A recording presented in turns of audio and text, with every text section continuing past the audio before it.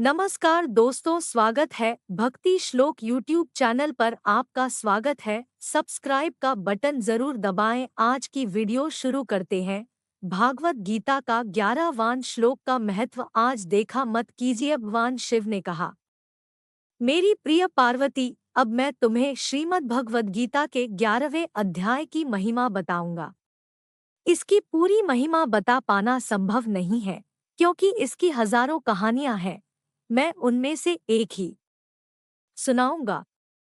प्रणीता नदी के तट पर मेगनकारा नाम का एक बड़ा शहर है, जिसमें जगत ईश्वर का प्रसिद्ध मंदिर है।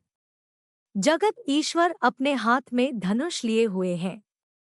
उस मेघंकरा नगर में सुनंदा नाम का एक शुद्ध ब्राह्मण रहता था, जो जीवन भर ब्रह्मचारी रहा।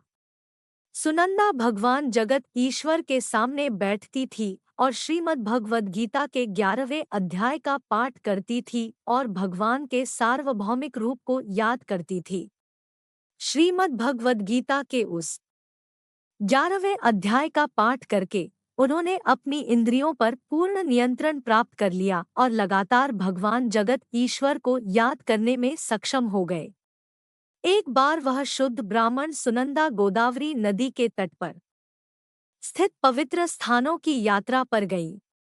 उन्होंने व्रजतीर्थ से लेकर सभी पवित्र स्थानों का दौरा किया। वे जिन भी पवित्र स्थानों पर गए, उन्होंने स्नान किया और इष्टदेव के दर्शन किए।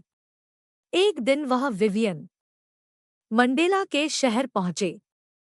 अपने सहयोगियों के साथ उन्होंने रहने के लिए जगह की तलाश की और अंततः उस शहर के मध्य में उन्हें एक धर्मशाला मिली, जहां उन सभी ने रात्रि विश्राम किया। सुबह जब सुनंदा उठी तो उसने देखा कि उसके सभी साथी जा चुके थे।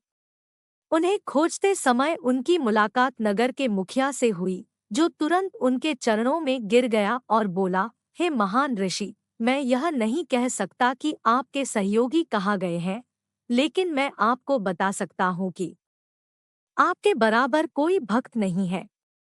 मैंने आप जैसा पवित्र व्यक्ति कभी नहीं देखा।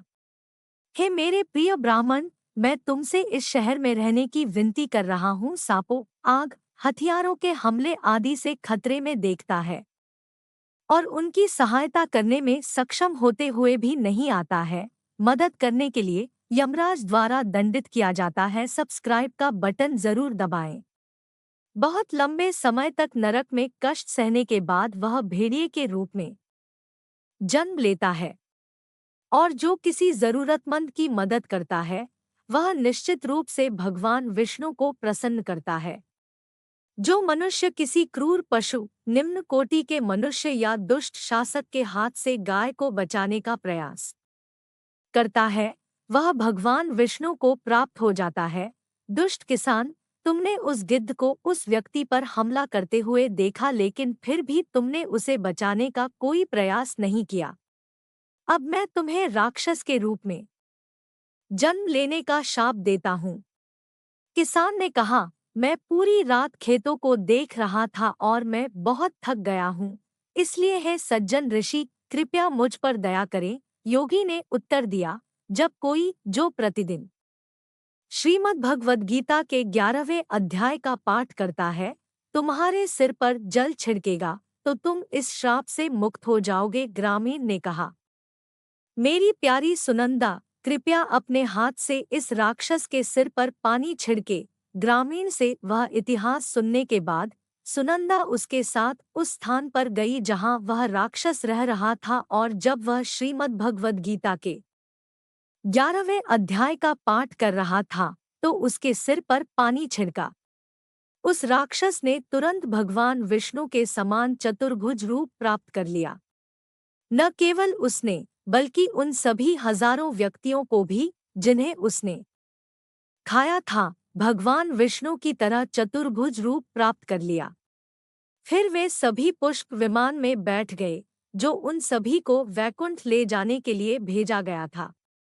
उन अद्भुत घटनाओं को देखकर ग्रामीण ने राक्षस से पूछा कि उसका पुत्र कौन सा है। राक्षस हंसने लगा और उसने दिव्य विमान में बैठे उन हजारों सुंदर व्यक्तियों में से एक की ओर इशारा किया और उत्तर दिया, वह आपका बेटा है। ग्रामीण ने अपने बेटे से अपने साथ घर आने का अनुरोध किया।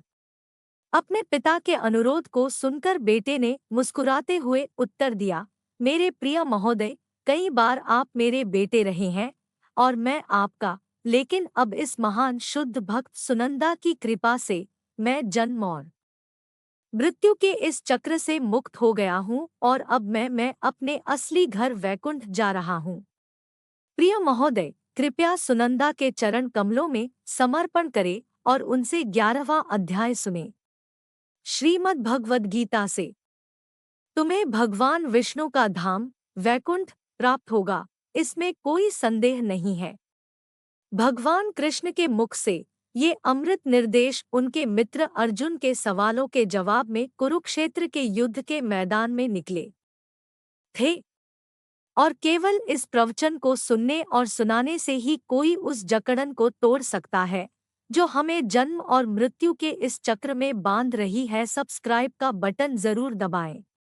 भगवान शिव ने कहा, अपने पिता से ज्ञान से परिपूर्ण ये शब्द कहने के बाद वह उन सभी भाग्यशाली आत्माओं के साथ वैकुंठ चले गए और उनके पिता ने सुनंदा से श्रीमद् भगवद गीता का 11वां अध्याय सीखा और बहुत जल्द वे भी वैकुंठ चले गए। हे पार्वती, तुमने श्रीमद् भगवद गीता के 11वें अध्याय की महिमा सुनी है, जो सभी पापों को नष्ट करने में सक्षम है।